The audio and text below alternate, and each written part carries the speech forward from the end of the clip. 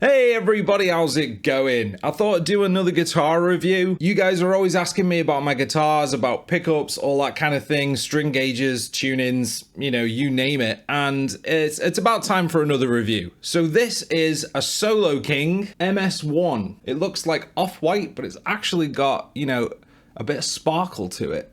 If that's coming up on the camera, probably not. And long story short, it's now an excellent guitar. I say now it's an excellent guitar because when I first got it, it had some issues. Right, so I bought this, it was earlier this year. I was looking for a replacement for my Drop B guitar, which forever was a Kurt KX1Q. Fantastic guitar, but definitely needed retiring. I actually ended up selling it to someone I know, and it's still a good guitar, but it was time for a change, you know what I mean? My mission was to get the highest spec guitar for like the lowest amount of money, like within reason. I didn't want to cheap out, but I also didn't want to spend like loads of money. And plus, me being me, I want to try something that's a little bit different. And this is what that is.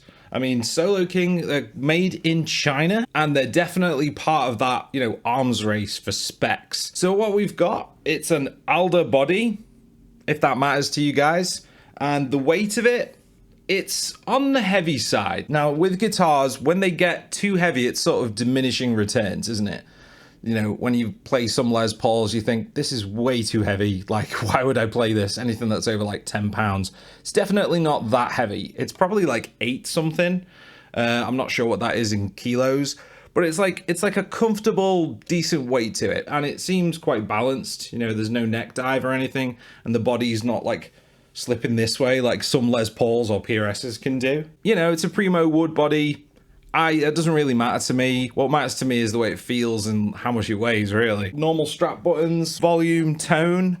These feel, they've got a nice bit of resistance to them. They feel more substantial, like higher quality than say like Harley Benton or Squire or whatever. You've got a coil tap switch, which also feels quite substantial, like very nice feeling. Now this switch here feels fairly generic, that's really nothing special. It's not broken yet, which is a good sign. The bridge is a Wilkinson tremolo bridge, but I've changed a couple of things on it. I'll get to that in a bit. These are Entwistle pickups, Darkstar HDN, quite high output. They sound pretty good. I'll get to that later. And now the neck. This is a roasted maple neck. And as you can see, it's pretty dark. Like it looks really nice. It feels super smooth to play. I mean, probably one of the best roasted maple necks I've played for sure. And roasted maple fretboard, of course. And you've got stainless steel jumbo frets. Now, stainless steel jumbo frets, they're not all created equal. I don't know anything about the different types of metals and different brands, to be honest. I know there's Jescar and Blacksmith, I think, are on the Harley Bentons, or at least some of them. But these feel excellent. Then you've got a new bone nut, or a new bone nut. Feels good. Some people really want the Tusk XL, but this is a new bone. Feels great, stays in tune. Coming to the headstock, it's kind of got that look of like, a Sir or a Tom Anderson, those sort of super strats for grown-ups. That's kind of a silly nickname for them, but it's kind of true, isn't it, really? It's flat like that. It's not a tilt back like you get on some other brands. So you do have a string tree for the E and the B string, and you've got Wilkinson lock-in tuners. I'll just flip this over, if you can see those. Now, I've got to say, I'll get to some of the flaws on this guitar. The weight, I don't really see that as a flaw because it does feel good. But when I first got this out of the box and started playing it, the fret ends were horrendous. Now, I got this from Andertons. I think Andertons in the UK are pretty much, in Europe anyway, the only place you can get these without paying crazy import fees from some online shop over in the East. I mean, obviously, they put it in their warehouse, I imagine, or their storerooms, and yeah, the fret sprout was crazy bad. And Andertons actually give you like a QC card that's like ticked off and like playability. It works, the pickups work, everything works, la la la. And I'm like, yeah, well, the finish, if you count fret ends as finish, was like awful. So like, what's that about? But me being handy, I've got a fret file. I smoothed out the fret ends because I thought, Overall, I really like this guitar. You know, I don't really want to send it back. It's got a great neck, except for the fret ends. You know, I could sort of see through that. The frets themselves on the fretboard, very level, nicely finished. Just those fret ends were terrible. But now, I mean, after, you know, me working on it for at least an hour, I mean, they're perfect. And it's been months, no frets sprout, no nothing. We've been through summer, currently in winter here in the UK, and they feel great. The inlays are some sort of like, you know, like a shell type of thing. And when you're playing in the dark, you know, you can't really see them very well. And the side markers are black, you know, on a roasted maple neck. So that can be a little bit of a problem if you're playing in the dark. Fantastic feeling neck. It does say it's a D-shaped neck. Now, I kind of disagree. This kind of feels like a C.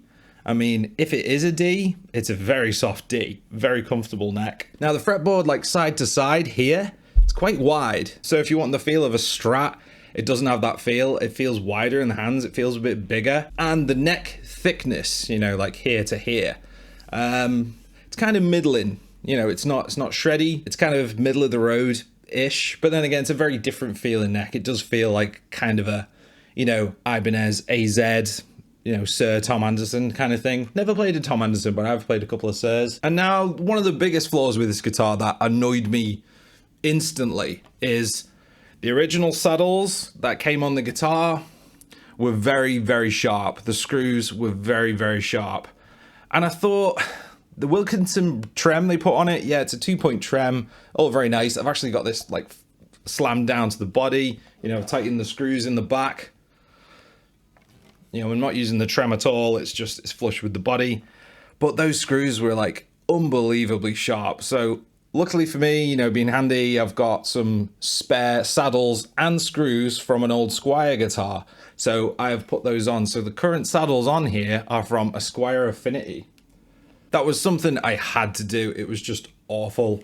Like, you know, you got your hand playing here and you're getting stabbed by the fret ends. And you got your hand on here and your palm's getting stabbed by the bridge. You just think, whoa, hey, this sucks. But honestly, those are my only gripes with this guitar. The rest of my experience is pretty good. It plays great. It sounds really nice. Now the pickups, people probably think like, oh man, they're just like stock rubbish. But nah, Entwistle are like a established brand. They do some amazing stuff. I've got a custom made guitar there, the yellow one, and I put an Entwistle pickup in it because I love them that much, the Entwistle HDN. These are HDNs, but these are the Darkstar HDNs. I don't know if the Darkstar is relating to the sound, but they are quite a bit darker than most other pickups I play. I don't want to call them dull, because they're not. They're very lively, but they do have a fair bit of like, you know, low passing, it feels. I do quite like the sound of these pickups. They're pretty good. It might have something to do with, you know, the pickup being a little bit further away from the bridge than other guitars. I don't know, like I've got some other guitars where the pickup is even further away from this and they still sound like nice, bright pickups. But yeah, really like them, really like them. I like that it's 22 frets. That's a nice change. Like when you go in the neck pickup, you get like smoother tones. You get more of that woo kind of sound from the lead. Fantastic. You got the spindle truss rod, so the adjustments here, just, you know, a feature that should be on all guitars. Yeah, the lock-in tuners, I can't say they're bad, but they're not the best lock-in tuners you can buy. There's a little bit of like uneven turning and things like that. But as far as tuning stability, no issues whatsoever. Seriously, I mean, this guitar stays in tune maybe better than like most of my guitars. It's probably the top 2 for stability. And you got the belly carve and all that. This is a nice little extra. What do you call it? Like a barrel jack or something. That's really nice. What else? Like the fit and finish on the body, can't find any flaws. Absolutely amazing. At first I thought this was made by Court in Indonesia, but it's not. It had a sticker on the back and says it's made in China. I think the days of like Chinese guitars being like, they're trash, like that's just not the case anymore. You've got great brands like this doing pretty good stuff. But yeah, QC either on their end or the QC on the retail end needs a little bit of work. Oh yeah, the back, the plate. That's a nice little feature. It's a little bit sharp up here, but yeah, pretty nice stuff. So if you don't know about Soloking, guys, yeah, I mean, check them out. These are at Anderton's and you can get them like online, but some of the import fees are insane. Obviously, if you get onto the brand and say like, hey, we really want to play your stuff, it's really, really good. Like, get your stuff in my country, you know, they might get bigger and it might happen. And I just wanted to say, you do have the Harley Benton Fusion series, which this is like very similar to. And I would say the Fusion stuff might be a little bit better. I do have a Fusion T, which is really good. I think it's a little bit better overall, but these Solokings definitely have their own thing going on. And yeah, I'd recommend them, but be cautious, you might have to file the fret ends. So that's about it, guys. You know, subscribe and all that rubbish. If you want to see more videos like this, just comment below and tell me if I did a good job or not. And yeah, play some guitar.